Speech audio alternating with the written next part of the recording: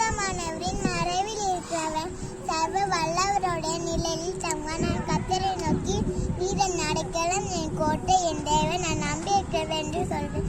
அவர் உன்னை வேதனோடு கண்டிக்கும், பாயாக்கும் கொள்ளைக்கும் தப்பிப்பார். அவர் தமது சீக்கைகளால் உன்னை முடுவார். அவர் செட்டைகளின் கீழே அடைக்கலம் பொங்குவார்.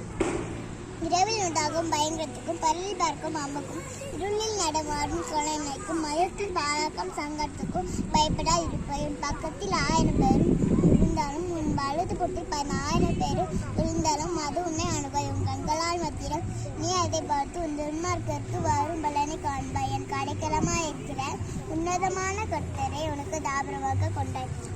ஆகையால் பொல்லாப்பு நேரிடாது, வாதே உன் கூடத்தை அணுகாது.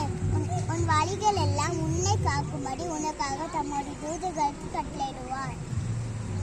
உன் பாதம் கல்லில் இடராதபடிக்கு அவர் தன் கையில ஏந்தி கொண்டு போவார்கள். சிங்கத்தின் மேலும் இடியின் பாம்பின் மேலும் நீ நடந்து பாய் சிங்கத்தின் வலு சட்டத்தையும் நீ மிதித்து போடுவாய். அவர் என்னிடத்தில் வாந்தியால் இருக்கிறபடியால் அவனை விடு வைப்பேன்.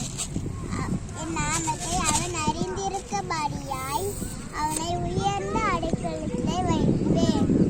அவன் என்னை நோக்கி கூப்பிடுவான், நான் அவனுக்கு மறு உத்தரவாரி செய்வேன்.